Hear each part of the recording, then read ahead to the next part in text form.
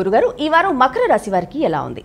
మకర రాశి వారికి దివ్యంగా ఉందమ్మా. 4 గ్రహాలు చక్కగా యోగిస్తున్నాయి. పంచమస్థ గురుయోగము, లాభంలో బుధుడు, జన్మ శుక్రుడు, తృతీయ రాహువు. వ్యాపారం కలిసొస్తుంది. ఉమ్మడి వ్యాపారాల లాభాన్ని ఇస్తాయి. మిత్రుల సూచనలు పనిచేస్తాయి. వ్యాపారంలో పలు మార్గాల్లో అభివృద్ధిని సాధించడానికి ఈ సమయం ఎంతగానో సహకరిస్తుంది. మీ ఆశయాలు నెరవేరుతాయి. నూతన ప్రయత్నాలు బుద్ధిబలంతో సఫలమవుతాయి. కొత్తగా ఆలోచించి కాలానికి తగ్గట్టుగా విజ్ఞానపరమైన అభివృద్ధిని కొనసాగిస్తే ప్రతి విషయంలోనూ అభివృద్ధిని సాధిస్తారు. ఆర్థిక పరంగా విశేషమైన లాభాలుంటాయి. ధనధాన్యాది యోగాలు కలిసి వస్తాయి. అదృష్టం వరిస్తుంది. దైవబలం ముందుకు నడిపిస్తుంది. ప్రశాంతంగా నిర్ణయాలు తీసుకొని సరైన భవిష్యత్తుని ఏర్పరచుకునే కాలం ఇది. ముఖ్యమైన కార్యక్రమాల్లో దృఢ సంకల్పంతో ముందుకు సాగండి.